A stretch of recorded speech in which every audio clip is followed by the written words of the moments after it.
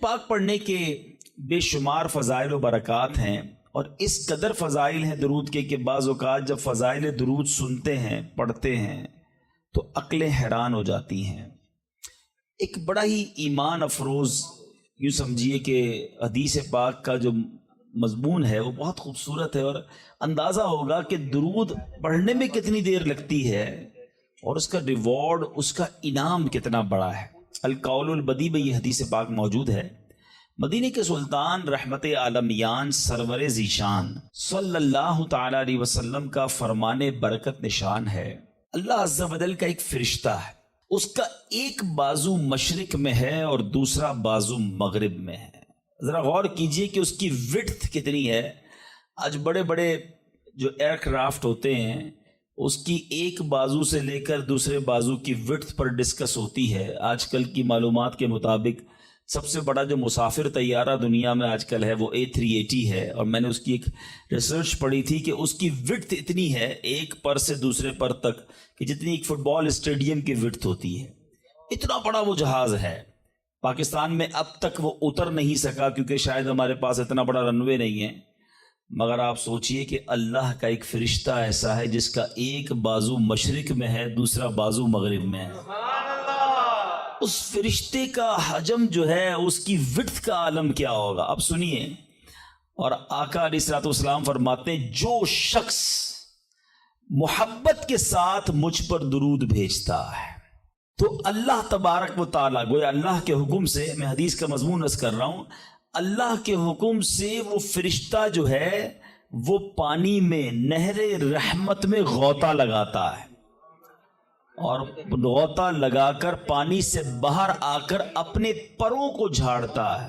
آپ نے کبھی یہ منظر دیکھا ہوگا کہ چھوٹی سی چڑیا جو ہے پانی میں اگر گر جائے اور باہر نکل کر اپنے پروں کو پھڑ پھڑائے تو کتنے قطرے گرتے ہوں گے، مگر ایک ایسا فرشتہ کہ جس کا ایک بازو مشرق میں دوسرا مغرب میں، جب وہ پانی سے نکل کر اپنے پروں کو پھڑ پھڑائے، پروں کو ہلائے، جھاڑے تو کتنے قطرے گریں گے، کاؤنٹ کرنا پاسبل نہیں۔ اب سنو ہونا کیا ہے۔ پیارے آقا فرماتے ہیں کہ اللہ تعالیٰ اس کے پروں سے ٹپکنے والے ہر قطرے سے ایک فرشتہ پیدا فرماتا ہے۔ اچھا، وہ فرشتوں نے کرنا کیا ہے؟ آقا علیہ الصلوۃ والسلام فرماتے وہ فرشتے قیامت تک اس درود پڑھنے والے کے لیے استغفار کرتے رہتے ہیں۔ یعنی درود پڑھنا اتنا سا کام ہے، ذرا مل کر پڑھیں، الصلاۃ والسلام علیک یا رسول اللہ۔ 30 سیکنڈز بھی نہیں لگتے ایک درود پڑھنے میں، مگر انعام کتنے بڑے بڑے ہیں۔ دنیا کا دستور ہے جتنا مشکل کام بندہ کرتا ہے اتنی آمدنی زیادہ ہوتی ہے۔ ایک نارمل میٹرک پاس بندہ جاب کرے اس کی سیلری تھوڑی ہوگی، گریجویٹ کرے اس کی سیلری زیادہ ہوگی، پی ایچ ڈی کر لے سیلری اور بڑھ جائے گی۔ جتنا کوالیفائڈ، جتنی محنت کر کے، جتنا آگے بڑھ کے بندہ کام کرتا ہے اس کو اتنا دنیا میں انعام ملتا ہے۔ میرے رب کی رحمت دیکھو، کام تھوڑا کرتے ہیں رب زیادہ عطا فرماتا ہے۔ گویا اس کی رحمت جو ہے اپنے بندوں پر برسنا چاہتی ہے۔ اے میرے میٹھے اسلامی بھائیوں، میں بھی نیت کروں اور آپ بھی نیت کریں، ہم کم از کم روزانہ 1200 بار درود پاک پڑھیں گے۔ آج جس ٹاپک پر میں نے کچھ مدنی پھول آپ کو پیش کرنے ہیں، بیسیکلی یہ ایک ایسی عبادت ہے، یہ ایک ایسا عمل ہے جو ہمارے لیے بہت ضروری بھی ہے، مگر انفارچونیٹلی، بدقسمتی سے ہماری بہت بڑی اکثریت اس کو شاید عبادت ہی نہیں سمجھتی ہے، اس کو ایک آرڈنری کام سمجھتے ہیں، ضمنی کام سمجھتے ہیں، اور اس میں اتنی توجہ بھی نہیں دیتے۔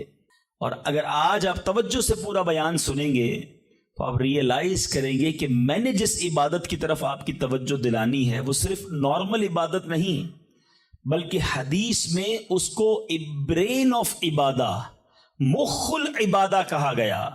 وہ عبادت ایسی ہے جو عبادتوں کا بھی مغز ہے۔ اب وہ کیا ہے وہ ضرور عرض کروں گا، پہلے بخاری شریف کا ایک واقعہ سنانا چاہتا ہوں، اور یہاں ایک تھوڑا سا مسکنسیپشن بھی کلیئر کرنا چاہتا ہوں، غلط فہمی یا وسوسہ، کہ کچھ لوگ یہ کہتے ہیں جناب کہ دعوت اسلامی کے اجتماع میں جاتے ہیں تو بعض اوقات وہاں واقعات بڑے سنائے جاتے ہیں، اور قرآن و حدیث کی بات کم ہوتی ہے اور واقعہ بڑا سنایا جاتا ہے۔ اب میں جو واقعہ سنانے جا رہا ہوں یہ میں نے نہیں سنانا، میرے آقا علیہ الصلوۃ والسلام نے صحابہ کرام کو سنایا تھا۔ تو یہ شاید غلط فہمی ہے کہ واقعات کا قرآن و حدیث سے تعلق نہیں ہے۔ پرابلم یہ کہ نہ ہم نے قرآن پڑھا ہے نہ حدیث پڑھی ہے۔ جنہوں نے قرآن پڑھا ہے ان سے پوچھیں کہ قرآن پاک میں واقعات کتنے ہیں۔ قرآن پاک بھرا پڑا ہے واقعات سے۔ سورہ بقرہ کو بقرہ کیوں کہتے ہیں بھائی؟ یہ ایک گائے کا واقعہ ہے، بقرہ کہتی گائے کو ہیں، ٹھیک ہے جناب۔ سورہ یوسف کو احسن القصص کہا گیا، قرآن پاک کا سب سے بہترین قصہ۔ شاید آپ میں سے بہت سو کو نہیں معلوم ہوگا کہ قرآن مجید فرقان حمید میں 100 سے زیادہ واقعات موجود ہیں، مگر لوگ پتہ نہیں کیوں اریٹیٹ ہوتے ہیں۔ اس کا مطلب کیا ہوا؟ اس کے آپ پڑھے لکھے لوگ ہیں، شاید میرے پوائنٹ کو پک کر لیں گے۔ بخاری شریف کی بڑی بڑی کتابوں میں، حدیث کی جتنی بڑی کتابیں ہیں، نبی پاک نے پچھلی قوموں کے واقعے بیان کیے۔ قرآن واقعے بیان کر رہا ہے، نبی پاک واقعات بیان کر رہے ہیں۔ What is the reason behind this? اس کا مطلب یہ ہے کہ انسان کو اللہ نے جس طریقے سے بنایا ہے نا، ہمارا ذہن واقعے کو جلدی قبول کرتا ہے، ہم اسٹوری کے ذریعے بات جلدی سمجھتے ہیں، اور آج ماڈرن سائنس اس بات کو پک کرنے میں کامیاب ہوئی ہے۔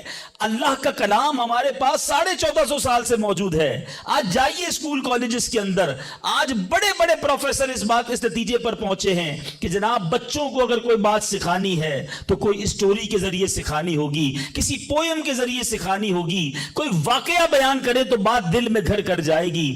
آج ماڈرن سائنس اس بات پر پہنچی ہے، میرا قرآن اور نبی کی حدیثیں ان واقعات سے بھری ہوئی ہیں۔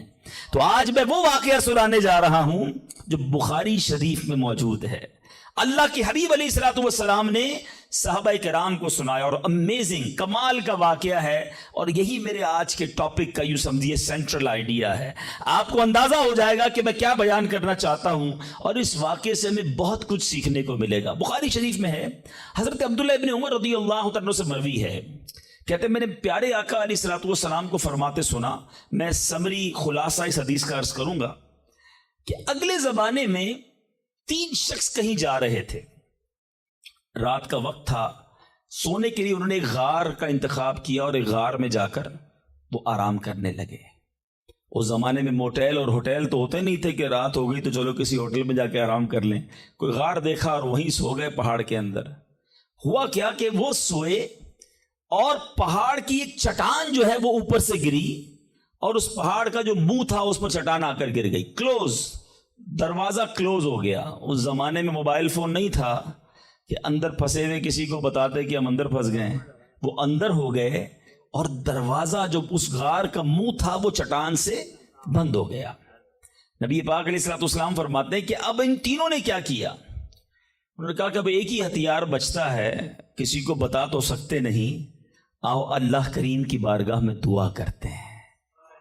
دعا مومن کا ہتھیار ہے۔ یہی میرا آج کا ٹاپک ہے۔ دیکھو بخاری شریف کی حدیث میں آقا فرما رہے ان تینوں نے کام کیا کیا؟ پھنس گئے تھے، کوئی چارہ نہیں تھا، اللہ کو پکارتے ہیں۔ تینوں نے فیصلہ کیا ایسا کرتے ہیں، تینوں نے کوئی زندگی میں اچھا کام کیا ہونا تو اس اچھے کام کا وسیلہ پیش کر کے اس اچھے کام کے صدقے سے اللہ کی بارگاہ میں دعا مانگتے ہیں۔ بخاری شریف کی حدیث سے یہ عقیدہ کلیئر ہو رہا ہے کہ وسیلے سے دعا مانگی جا سکتی ہے۔ اچھا جناب، پہلے بندے نے کیا کیا؟ اللہ کی بارگاہ میں دعا کی کہ یا اللہ میرے والدین بہت بوڑھے تھے، جب میں جنگل سے بکریاں چرا کر لاتا تو دودھ دو کر سب سے پہلے اپنے والدین کو پلاتا، اس کے بعد اپنی بیوی اور اپنے بچوں کو پلاتا۔ اے اللہ ایک دن ایسا ہوا کہ میں دودھ دھو کر آیا، لیٹ ہو گیا، آیا تو والدین سو گئے تھے، بچوں کو بھوک بھی لگی تھی، مگر میرے عشق نے، ادب والدین نے گوارا نہ کیا کہ ماں باپ سے پہلے بیوی بچوں کو دودھ پلاؤں۔ ساری رات انتظار کرتا رہا، اپنے والدین کے انتظار میں کھڑا رہا۔ میرے ادب نے یہ بھی نہ مجھے اجازت دی کہ والدین کو جگا دوں کہ آپ دودھ پی لیجئے، میں آ گیا ہوں۔ میں سرہانے کھڑا رہا، اے اللہ اگر میں نے یہ کام تیری رضا کے لیے کیا، ساری رات میں کھڑا رہا ماں باپ کے ادب میں، صبح ہو گئی، تو میرے مولا اس مصیبت سے ہمیں چھٹکارا دے دے، اے اللہ اس غار سے ہمیں نکال دے۔ اس بندے نے دعا ختم کی، آقا فرماتے وہ پتھر تھوڑا سا سرک گیا، وہ پتھر جو کرین سے نہ ہلے، وہ چٹان آٹومیٹکلی دعا جو ہے اثر رکھتی ہے، پتھر سرک گیا، مگر اتنی جگہ نہ بنی کہ بندے باہر نکل جائیں۔ اب دوسرے کی باری آئی، اس نے اللہ کی بارگاہ میں دعا کی، مولا اے رب کریم، میرے چچا کی ایک بیٹی تھی، لڑکی تھی، میری کزن تھی، اور میں اس پر بڑا عاشق تھا، بڑا محبوب رکھتا تھا اس کو، لیکن وہ میرے قریب نہیں آتی تھی، مجھے اپنے پاس نہیں بیٹھنے دیتی تھی۔ اب ایک بار وہ لڑکی کسی وجہ سے کسی مصیبت میں گرفتار ہو گئی، قحط میں گرفتار ہوئی، کھانے پینے کو پیسے نہیں تھے۔ وہ میرے پاس آئی اور آ کر کہا کہ مجھے مدد کر دو، تم میرے کزن ہو، مجھے بڑی ضرورت ہے۔ اب چونکہ پہلے سے مجھے وہ پسند تھی، ارادہ برا تھا، تو میں نے اس لڑکی کو کہا ٹھیک ہے جو تم مانگتی ہو میں دے دوں گا، مگر تم مجھے اپنا آپ حوالے کر دو، برا کام میرے ساتھ کرو۔ بیچاری مجبور تھی، میرے ساتھ وہ برائی کے لیے تیار ہو گئی۔ یا اللہ، جب میں اس کے ساتھ قریب ہوا، وہ اللہ کی بندی مجھے کہتی ہے کہ اللہ سے ڈر اور ناجائز طور پر یہ کام نہ کر، میں تیرے لیے حلال نہیں ہوں۔ جب اس عورت نے، یہ لڑکی نے مجھے یہ بات کہی، کوئی اور دیکھنے والا نہیں تھا، میں اکیلا تھا، قابو تھا میرا اس عورت پر، مگر جب اس لڑکی نے مجھے تیرا خوف دلایا، اے اللہ فقط تیرے خوف سے میں پیچھے ہٹ گیا۔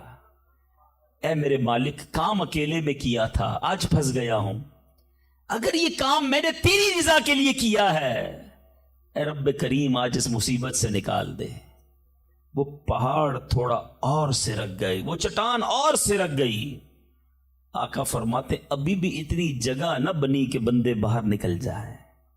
اب تیسرے بندے کی باری تھی، ہاتھ اٹھائے، اللہ کی بارگاہ میں عرض کی کہ یا اللہ، میں نے ایک بار کچھ کام کیا، چند مزدوروں کو مزدوری پہ رکھا، کام کر کر ایک مزدور ایسا تھا جو مزدوری لیے بغیر چلا گیا، بھول گیا اپنا جو حق تھا وہ لینا، بھول گیا، چلا گیا۔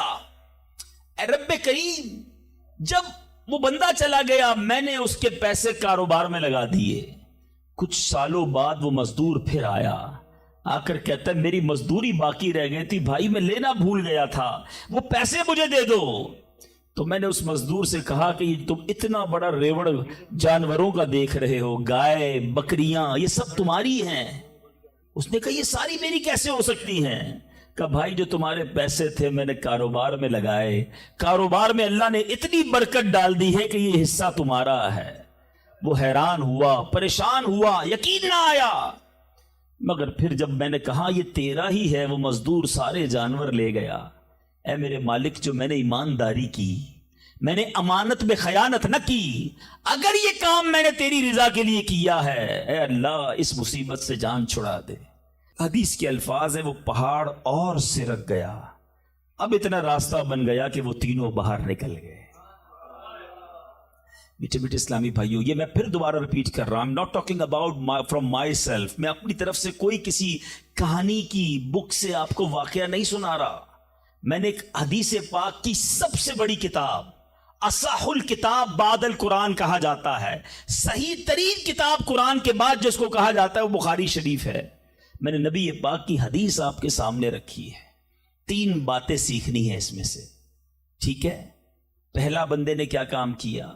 اللہ سے کیا عرض کی کہ والدین کا ادب کیا تھا، میرے مولا میں نے ماں باپ کی خدمت کی، اللہ کی بارگاہ میں یہ عمل کتنا مقبول ہوا کہ اس سے مصیبت دور کر دی گئی۔ میں ہر ٹاپک پر بہت دیر تک گفتگو کر سکتا ہوں، لیکن ظاہر ہے کہ مجھے ایک وقت کے اندر اپنا بیان کمپلیٹ کرنا ہے، میں بہت مختصر بات کر کے آگے بڑھ جاؤں گا۔ وہ لوگ جن کے ماں باپ حیات ہیں، خدا کی قسم یہ رب کی بہت بڑی نعمت ہے، ہمیشہ ان کی قدر کرنا۔ ماں باپ کا جو فرما بردار ہے وہ دنیا میں بھی کامیاب ہے اور آخرت میں بھی کامیاب ہے۔ ایک حدیث کا مضمون ہے، جس سے ماں باپ راضی اس سے اس کا رب راضی، جس کے ماں باپ اس سے ناراض اس سے اس کا رب ناراض۔ یاد رکھنا میرے بھائیوں، وہ میرے نوجوانوں جن کے ماں باپ حیات ہیں، ان کی قدر کرو، ان کی دعائیں لو۔ خدا کی قسم اس کو کامیابی سے کوئی نہیں روک سکتا جس کے ساتھ ماں باپ کی دعائیں ہیں، اور اس شخص کو بربادی سے کوئی نہیں روک سکتا جس کے ماں باپ اس سے ناراض ہیں۔ دنیا میں اور بہت سارے گناہ ہیں، ہر گناہ کی سزا، اس کا رزلٹ، اس کا عذاب جو ہے وہ بندے کو مرنے کے بعد پتہ چلتا ہے، مگر ماں باپ کی نافرمانی وہ گناہ ہے کہ جس کا عذاب بندے کو دنیا میں دکھایا جاتا ہے۔ جو ماں باپ کا نافرمان ہوتا ہے نا، اس کی اولاد دنیا میں اس کی نافرمان ہوتی ہے۔ آج آپ بہت سارے اسلام بھائی پرچیاں بھی دیتے ہیں، دعائیں بھی کرواتے ہیں۔ میں آپ کو ایک مشورہ دیتا ہوں، ادھر ادھر دعائیں مت کراؤ۔ جس کے پاس ماں ہے نا، اپنی ماں کے قدموں میں بیٹھ جاؤ۔ خدا کی قسم، ماں دل سے دعا کر دے طوفان ٹل جایا کرتے ہیں۔ بھول گئے آپ کہ جنت میں موسیٰ کا پڑوسی بنا دیا اللہ نے؟ ایک کسائی کو ماں نے دعا دی تھی، اللہ نے موسیٰ کا جنت میں پڑوسی بنا دیا۔ تو ماں باپ کی ادب کریں، نافرمانی نہ کریں۔ دوسری بات، بڑی اہم بات ہے، بڑے نوجوان بیٹھے ہیں یہاں پر، آج جو بے حیائی کا دور ہے، آج جو بدکاری کا دور ہے، آج جو سوشل میڈیا نے ہماری آنے والی نسلوں کو برباد کر کے رکھا ہے، فلموں نے، ڈراموں نے، ماڈرنزم نے، حیا ختم ہوتی جا رہی ہے۔ اس نوجوان نے کیا کیا تھا؟ اکیلا تھا، اس لڑکی پر قابو تھا، مگر جب خوف خدا طاری ہوا تو وہ موقع چھوڑ کر اللہ کے لیے الگ ہو گیا۔ بتائیے آج ہمارا کیا حال ہے؟ نیک نمازی دکھنے والے بھی اکیلے میں جب ہوں، اللہ نہ کرے گناہ کا موقع مل جائے، کیا اب بندہ بچتا ہے؟ ہم سوچے تو صحیح کہ ہم گناہ کرتے وقت یہ خیال تو رکھتے کوئی دیکھ نہ لے، دروازہ بند کر دو، لائٹ آف کر دو، کہیں اور چلتے ہیں، یا تو جاننے والے رہتے ہیں۔ ارے جدھر جا رہے ہو ادھر کا رب کوئی اور ہے کیا؟ اللہ ہر حال میں دیکھ رہا ہے۔ کاش یہ جملہ میرے اور آپ کے دل پر نقش کر جائے۔ جب حرام کرنے کو جی چاہے، جب گناہ کرنے کو جی چاہے، جب بے حیائی کرنے کو جی چاہے، اے میرے نوجوانوں، نہ کرو اپنی نوجوانی کو برباد ان بے حیائیوں کے کاموں میں۔ یہ اللہ کو ناراض کرنے والا، جہنم میں جانے والا کام ہے۔ حفاظت کرو اپنی، شیطان کے واروں سے بچاؤ اپنے آپ کو۔ اور اس کی بڑی وجہ یہ سوشل میڈیا ہے، یاد رکھیے گا۔ پہلے نگاہ بہکتی ہے، پھر دل بہکتا ہے، پھر شرمگاہ بہکتی ہے۔ یہ امیر اہل سنت جو ہے نا، جو بانی دعوت اسلامی ہے، فاؤنڈر آف دعوت اسلامی، بیسیکلی یہ نباز ہیں۔ ان کو جتنی دنیا کی جو مزاج شناسی ہے وہ نعرہ کیوں لگاتے ہیں؟ اکثر نظریں جھکی رہیں گی۔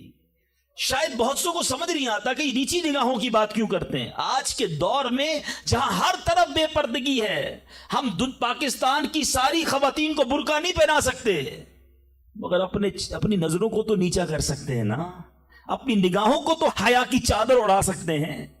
تو خدارا اگر حرام سے بچنا ہے، گناہوں سے بچنا ہے، تو پہلے نگاہیں جھکائیے، پہلے آنکھوں سے حرام نہ دیکھیے۔ اور اب تیسری بات، اس حدیث میں جو بندے نے دعا کی تھی، تھوڑی سی مزدوری باقی رہ گئی، اور اس بندے نے مزدور کا حق کیسے ادا کیا کہ تھوڑے پیسوں کے لاکھوں واپس کیے۔ مگر آج کیا حال ہے؟ آج کوئی پیسے بھول جائے تو ہم کہتے چلو جان چھوٹی میرے ہو گئے ہیں۔ کاروبار میں، حساب کتاب میں اگلے کی مسٹیک ہے، ہمیں پتا ہے کہ یہ غلطی کر رہا ہے، اس نے پیمنٹ دی تھی، لکھی نہیں ہے، مگر ہمیں معلوم ہوتے ہوئے ہم نہیں بتاتے۔ یار اچھا ہے، بھول گیا، میرے ہو گئے نا، ہیں؟ کسی کا مال دباتے ہوئے نہیں سوچتے، کسی کے پیسے کھاتے ہوئے، قرضہ لے کر لوگ کہتے جاؤ وصول کر سکتے ہو تو کر لو۔ یاد رکھیے، امام اہل سنت فرماتے ہیں، جو کسی کے 3 پیسے جان بوجھ کر دبا لے، I'm not talking about millions rupees، آج لاکھوں روپے لوگ ہڑپ کر جاتے ہیں، ہزاروں ہڑپ کر جاتے ہیں۔ سنو، اعلیٰ حضرت فرماتے ہیں جو کسی کے 3 پیسے دبا لے، اس کو قیامت کے دن ان 3 پیسوں کے بدلے 700 با جماعت مقبول نمازیں دینی پڑ جائیں گی۔ کدھر سے لائیں گے ہم 700 نمازیں با جماعت مقبول؟ ایک ایک روپیہ لوگوں کو واپس کیجئے۔ بھول گیا ہے، آپ جا کر لوٹائیے، یاد دلائیے اسے، ایسے معاف نہیں ہوگا۔ آج لوگ کہتے ہیں میرا بگاڑ ہی نہیں سکتا کوئی، ٹھیک ہے، آج آپ کا کوئی نہیں بگاڑ سکتا. بڑے روب والے ہیں, بڑا عہدہ ہے آپ کے پاس, آپ چودھری ہیں, آپ کسی علاقے کے بڑے ہیں, منسٹر ہیں, کونسلر ہیں, واٹ ایور. لیکن آج اگر وہ مظلوم آپ کا کچھ نہیں بگاڑ سکتا نا, یاد رکھنا کل اللہ مظلوم کے ساتھ ہوگا.